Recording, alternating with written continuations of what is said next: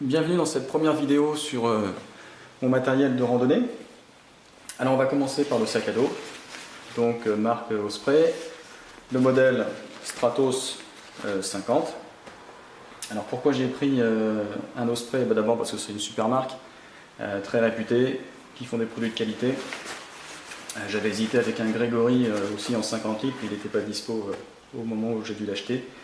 Donc je suis très content de ce sac que j'ai testé sur le chemin de grande randonnée en Nouvelle-Calédonie. Il est vraiment super. Pourquoi un 50 litres?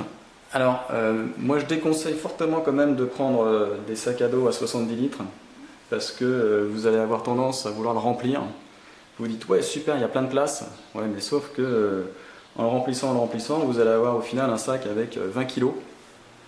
Et là en randonnée, si vous en faites, 20 kg c'est super lourd. Donc le mieux c'est de prendre, à mon avis, un 50-60 maximum, et puis de faire des choix en termes de poids et de matériel à emporter. Alors pourquoi ce sac à dos Osprey? Alors, premier point, comme je l'ai écrit dans ma page sur mon matériel et mon équipement, il a une ouverture ici, que j'appelle une ouverture frontale, qui permet d'accéder au contenu de son sac à dos directement. Donc c'est quand même super plus facile, super plus simple que si vous êtes là en essayant d'aller chercher le matériel dont vous avez juste besoin à ce moment-là. C'est quand même ça, c'est vraiment génial. Vous avez envie de tout refaire votre sac à dos, vous sortez tout ici, vous avancez super bien là. C'est une super innovation. Deuxième point qui pour moi est un critère assez important, c'est le système de filet qui est ici, qui est très confortable. Ça évite que votre dos ne touche en direct le sac à dos, donc que ça fasse condensation, sueur, transpiration. Ici, il est aéré, vous le voyez, et puis il est très confortable, très souple, et donc l'air passe ici. Pour le reste, bon, c'est un sac à dos tout à fait standard, avec évidemment plein d'ouvertures de partout. Une ici, vous en avez une là. Bon, faut éviter de mettre très lourd ici parce qu'après ça pèse sur les épaules, c'est pas terrible. Vous avez la petite ceinture où vous pouvez mettre vos barres de céréales, ce que vous voulez, votre portable, votre appareil photo. Ici, je crois que c'est un système pour mettre les bâtons. Je ne sais pas si vous voyez bien, ici il y a un petit logo bâton, donc ça doit être là, il faudra que je le teste. Ici aussi, vous avez une... Je ne sais pas trop ce que c'est. Je vais aller regarder des vidéos sur internet pour savoir ce qu'on peut mettre là-dessus. Vous avez évidemment, vous avez un autre compartiment ici qui est totalement isolé du compartiment du haut. Donc ça c'est très bien parce que si vous avez des affaires pas très propres, par exemple moi quand j'ai fait ma petite sortie de 3 jours là, sur le GR, c'est de la terre rouge, donc je ne sais pas si vous voyez bien, mais ici c'est vraiment, ça fait sale, mais ça l'est pas, mais ça part très difficilement la terre rouge en Calédonie. Donc c'est bien d'avoir cette section qui n'est pas en contact avec vos autres affaires. Alors à une époque, je ne sais pas si c'est encore le cas, il y a quelques années, il y avait des gens qui s'amusaient à couper ici avec un cutter votre sac pour que tout votre matos tombe. Ici, vous aurez les tongs, et puis je ne sais pas ce que vous allez mettre dedans, des choses pas très lourdes et pas très coûteuses, et donc c'est pas très grave si vous perdez vos tongs. Moi je mets ça, moi aussi, je mets un petit attache comme ça, là. C'est pas mal. Et vous avez enfin la protection de pluie, qui est ici, alors qui est bien sale, mais ça, c'est pas grave. Alors personnellement, je ne sais pas ce qui a pris chez Osprey à mettre un truc vert fluo, ultra voyant, attention touriste. Alors peut-être que c'est mieux pour se faire repérer en montagne, mais dans la rue c'est pas terrible je trouve, donc moi je vais le virer ce truc là. De toute façon ça s'enlève, ici.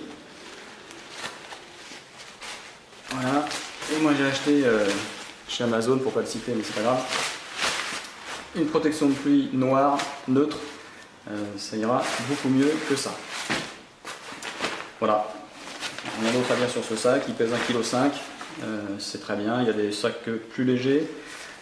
En général, les sacs plus légers, ils n'ont pas de système ici là, du filet, et il y en a même qui n'ont pas les ceintures. Donc il y a des sacs qui font 800 ou 900 grammes, mais en général ils n'ont pas les ceintures. À vous de choisir le sac en fonction de ce que vous voulez faire et de vos critères. Alors ensuite, en randonnée, il faut boire. Hein. Donc j'ai une petite gourde en plastique qui prend très peu de place quand il n'y a pas d'eau. Ça c'est super. Et qui a ce petit mousqueton. C'est génial, ça vous permet de l'accrocher à une lanière de votre sac à dos. Et donc vous avez l'eau à disposition très très vite. Ça c'est très très bien. Ensuite, pour les pays ou pour les randonnées où vous n'avez pas d'eau potable, moi j'ai un tout petit filtre Sawyer, le Sawyer Mini, qui est vraiment super. Ça pèse rien du tout. Et j'ai la petite poche, petit pochon, où je mets l'eau que je prends en rivière. Donc vous mettez l'eau dans la petite poche et ensuite, hop, vous avez votre système de filtration d'eau et vous le mettez comme ça coule. C'est relativement rapide, ça va. Il faut quelques minutes quand même hein, pour remplir une petite gourde de 500 ml. Mais c'est vraiment très bien. Alors dans les cas où vous avez une eau vraiment pas terrible avec des animaux qui sont autour, mettez quand même une micro pure parce que ça ne filtre pas tout. Donc je ne sais pas trop si je vais prendre une ou deux poches parce qu'en fait le système qui est là, ici là, ça s'adapte sur des goulots de bouteilles standard. Donc je ne sais pas trop si je vais en prendre une ou deux, on verra. Ce qui vient avec aussi, c'est cette petite paille où vous pouvez le mettre ici et puis essayer de boire en aspirant directement dans l'eau. Je n'ai jamais essayé, je ne suis pas sûr que ce soit très pratique. Et enfin la seringue, puisque de temps en temps il faut nettoyer le filtre. Donc vous mettez de l'eau propre, vous le mettez là et ça nettoie le filtre. Concernant maintenant quelque chose qui est pour moi indispensable en randonnée, les bâtons. Alors moi j'ai pris des bâtons ultra légers, soi-disant les plus légers du monde, des Fisan. Ce qu'il faut savoir c'est que ces deux bâtons là pèsent moins lourd qu'un seul bâton de mon ancien modèle de chez Decathlon. Donc ça pèse vraiment rien du tout. Et c'est un super système.